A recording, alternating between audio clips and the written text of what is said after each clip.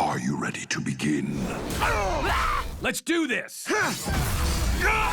The benefit for Mortal Kombat, a sequel, is that I had the opportunity to hear a lot of the vocal performers do it prior. Now, all I hear is Johnny Cage in my head. Yeah! Kick his ass! The same with Sonya, same with, everybody. The performances all around were fantastic. As a kind of ensemble cast, you couldn't work with a better group of people. It's a really fun process to explore all the different sides of this character and put it on film. Stand back, Liu Kang. I have this, Lord Raiden.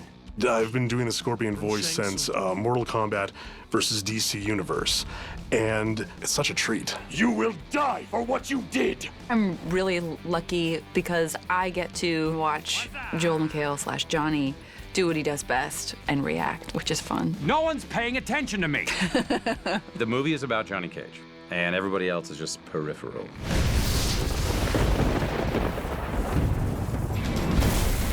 Everything that we do from storyboards on is informed by the voice actors. They record the script very early into the storyboard process, and that helps us to inform the ways that we're going to animate them. We get the audio pretty early on in the process, so that's when I really start pushing the subtle acting, the slight eye movements and head tilts, stuff like that. Jennifer Carpenter had some really fun dry humor. It's a lot of angry glares, especially at Johnny Cage, which made it fun for me to just take advantage of that. Are you okay? I could use some mouth-to-mouth.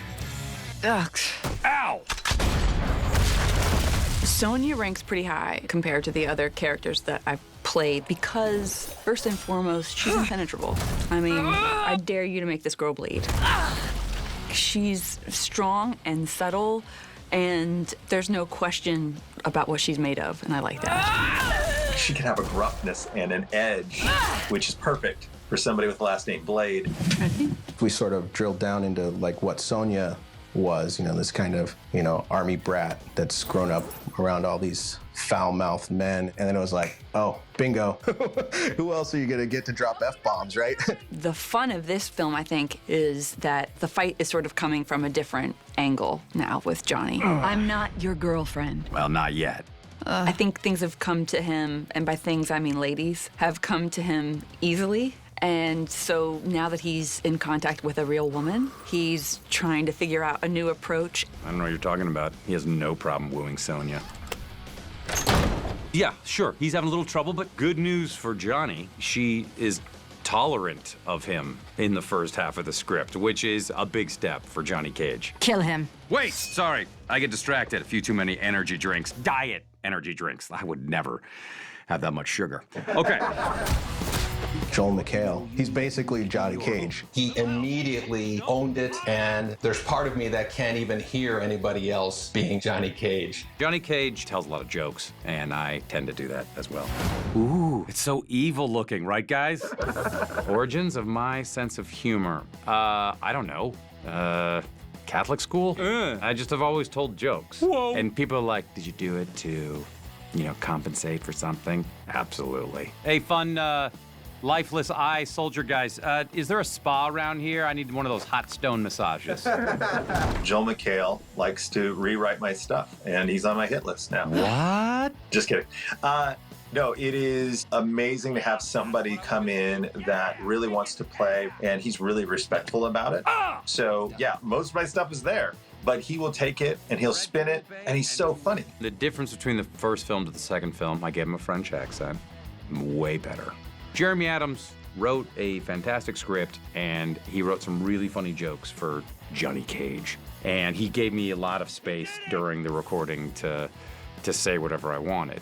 Lou, I'll go in. Kidding, go ahead. The fun thing about hearing Joe McHale's audio performance is that he does ad-lib a lot. Whoa! So I go into boarding the scene thinking he's gonna say one thing, and then sometimes it's completely different. So sometimes I'll change all of my acting because he did something better.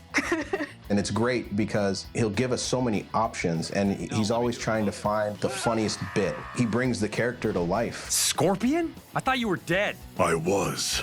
Well, what the fuck's happening? With Patrick, it's different because you don't think that dude's Scorpion. You know what I mean? You see him and you're like, hey man, you should be hanging out with me at the comic book store. Next thing you know, he's like, Get over here! and you're like, okay, all right, hold on, back up. That is also a testament to his skill. I couldn't be happier with how Scorpion's voice turned out, even though I was the original one way back almost 30 years ago now. The interesting thing about Scorpion is over the years and the iterations of him, it's gone from very much, I want to pull your spine and your head out of your body to, I want to pull your spine and your head out of your body because reasons, because backstory, because emotion. It's been a nuanced, nice sort of evolution. It's time to find redemption. But basically, he's dead, but sometimes you're just angry enough to get up in the morning, even when you're dead, and still keep chugging. And that definitely applies to Scorpion. Patrick Seitz, he just brings this kind of gravitas to Scorpion's voice. He's got this big, bold, booming voice. I can try. You really feel he's in charge when he's on screen. I'm so not that guy in real life. I mean, I know that comes as a real shock wearing my tie-dye unicorn t-shirt here. So it's nice getting to be rough and tough sometimes. With a character like Liu Kang, it's like, is he older? Is he a little bit younger? And then once you find it, then like, okay, that's the character, and this is how he needs to be played. Lord Raiden, I am more than capable.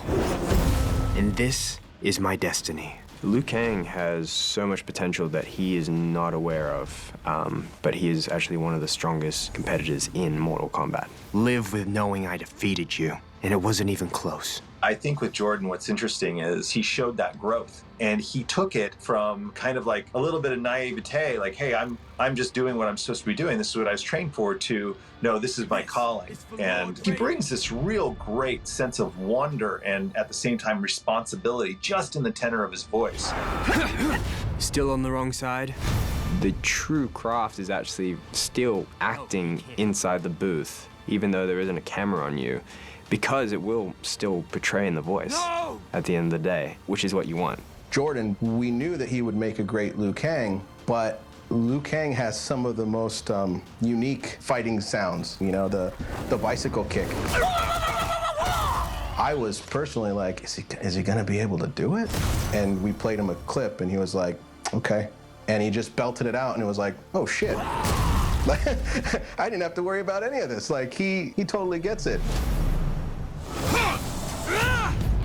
I grew up playing Mortal Kombat, and I get to play Liu Kang. That's pretty special.